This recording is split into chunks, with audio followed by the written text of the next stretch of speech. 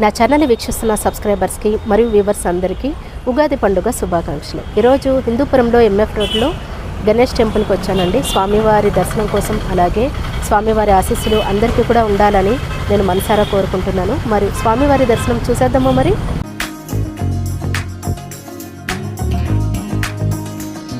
హిందూపురం పట్టణ ప్రజలకు సమస్త భక్త కోటి మహాజనులు కూడా దినం విశేషంగా శ్రీ శ్రీ శ్రీ పరాభవ సంవత్సరం ప్రారంభమైంది. పరాభవ సంవత్సరం అంటే పర అంటే జయము, భవ అంటే అనుగ్రహము. ఈ ప్రకారంగా పరాభవ సంవత్సరం ప్రారంభమైంది.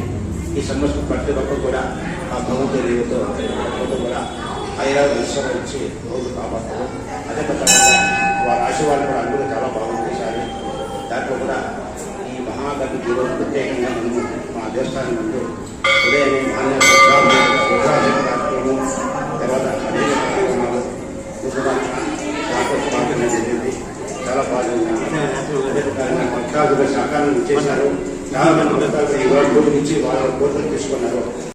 కాబట్టి ప్రతి ఒక్కరు ఈ సంవత్సరం ఆశీర్వాదం అంటే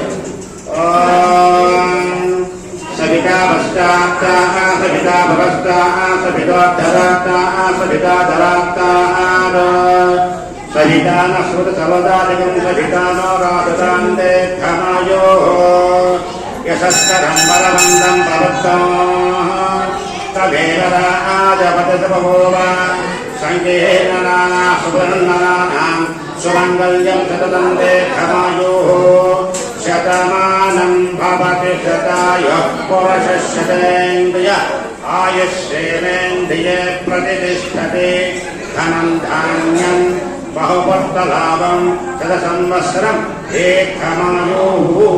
అందుపద్ధతి కూడా ఈ యొక్క పరాభవం శుభాలను చేస్తూ సర్వే జనాః సుఖినో భవంతు. తదాస్తు. జై గణపతే నమో నమః.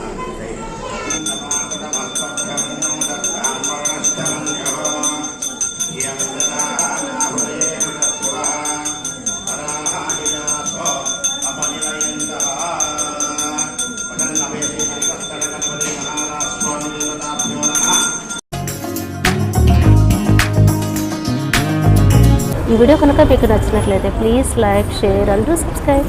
Thanks for watching.